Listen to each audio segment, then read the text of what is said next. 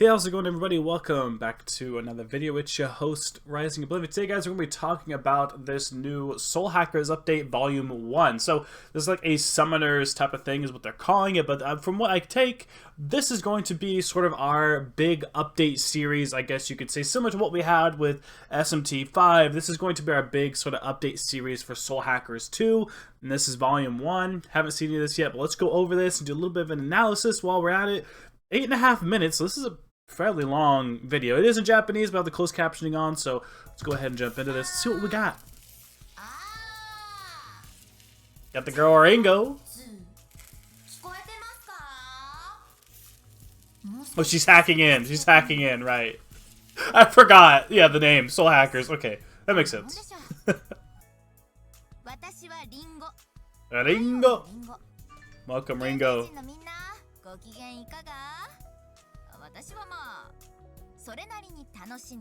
Enjoying yourself? Okay. Alright. So like I said, I think this is going to be like our update series. Preparation for the apocalypse coming. I want to teach you how to fight as a devil summoner. Ooh. Fight alongside us when the time comes. I mean, I'll try. I'll try, Ringo. For you.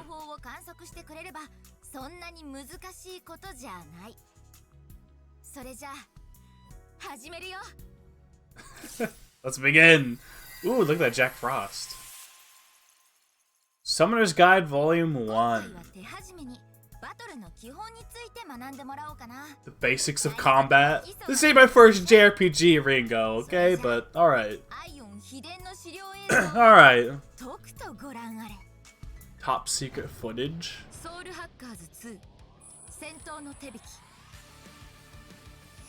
Combat guide.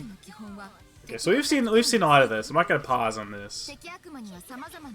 Demons have various resistances, striking their weakness inflicts a great amount of damage. Yeah, we know about that. See, my first Meg 10 game, but I gotta say this game looks good. The combat looks fun. I know that much. As fun as a turn-based game could look, this is actually... It has its own style.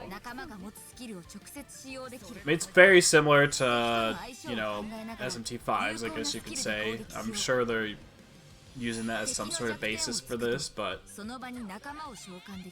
It looks good. It looks great. Stack is what it's known as? Okay. You turn in as Ringo will give an order to begin a Sabbath. All some demons will attack the enemies at once. Oh. Sweet, your entire party of demons attacks? More powerful the higher stack count. And add up to 16 demons can stack at once. Holy shit. Hook the enemy's weakness and hit them with an explosive Sabbath. So you have multiple demons attacking all at one time depending on how many you have. The growth spurts of demons can learn. If a demon with such skills joins a Sabbath, there's a chance that a tandem skill to trigger. Various effects such as inflicting status ailments. So you could do the Sabbath attack and have ailments and things depending on if that certain demon has that. So it's kind of like the all-out attack mechanic in a way, but just all with your demons, not the party. And you can deal status effects and things. That's interesting. You can also heal your allies with it too, apparently.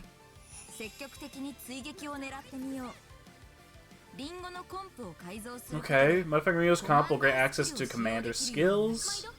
Commander skills. Stack optimization. Various benefits boosting the Sabbath's power.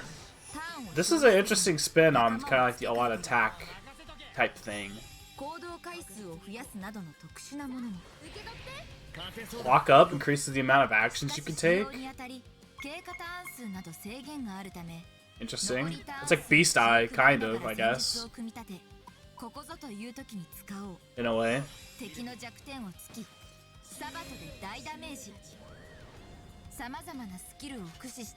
Utilize various skills, take control of a full-fledged devil summoner. The Sabbath stuff could be really cool. I can see how they're trying to like strategize this in terms of like you can have can heal from it. You also can add status ailments and things with it as well. So there's a lot of strategy involved, it looks like. Look forward to fight alongside you on the battlefield. Her Japanese voice is so good.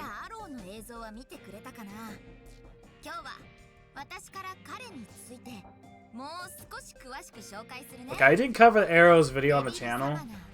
I wasn't sure if it was worth it, but...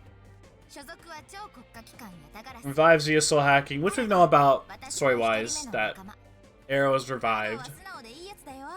An honest good guy. There are times when he freezes up because his conscience gets in the way. I worry about him sometimes. Is this supposed to be like our main boy? Or is there... I don't know. Nature of human emotions. Jeez. Milady! Let's help the Milady, yeah. Makes sense.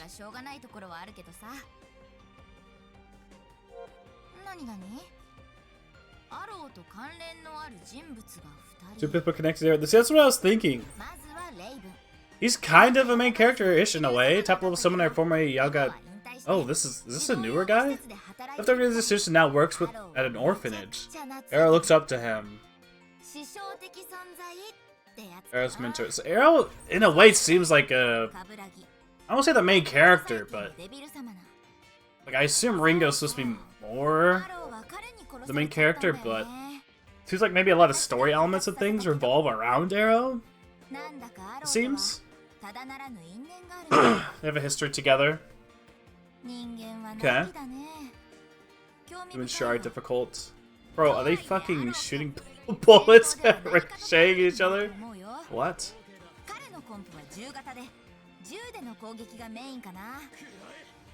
Okay, so he mainly has gunfire. Okay. He's the ice shooter. Okay.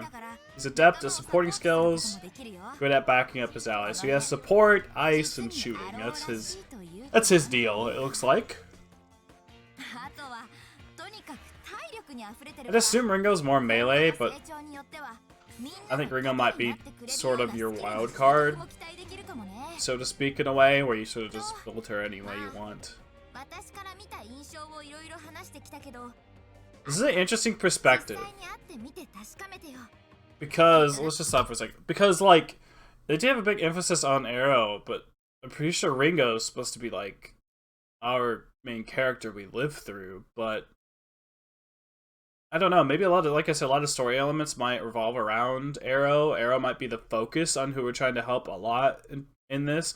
I know that, I think Souza is his name, the guy with the shark teeth, and Milady fight a lot, and Arrow's supposed to be somewhat of a mediator in some ways, but it's not like we just have, you know, Demi-Fiend, or we just have our, you know, main Nahabino or something like that. We just have Ringo, we have Fig, and we have Arrow, which seems to have some, I don't know, maybe everybody's sort of like a main character in a way, like it's just a main cast, I guess.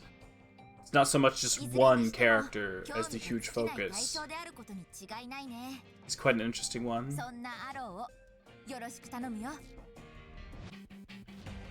It's just me, or does her hand look really small when she does that? Maybe it's just her jacket looks too big. First Summoner's Guide.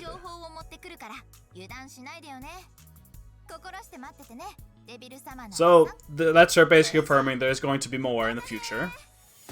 I figured that. I mean, we have quite a long time till, you know, the game. Get you your Persona 5 DLC. Okay. Okay. Wait, the Phantom Mask increases gun crit rate? I did not even know that kind of stuff. Interesting. Phantom Mask increases gun rate. So, basically we have the Sabbath stuff, which is basically this game's version of an all-out attack. I'm not trying to compare it super close to Persona. I know people get upset when I do that, but that's essentially what it is in some ways, but it's different. It's Sabbath. This is a brand new mechanic, I guess, which brings out all the demons you have with you. And it says up to 16 demons. I assume that's whenever your demon stock is increased. I don't think you get that many right off the bat. You probably start with like the typical, what's it, like 6 or 8 demons typically in most Meg 10 games that you start with. So I assume that the 16 up to 16 later, 16 must be the max stock for this game in particular, which is fine. That's still plenty.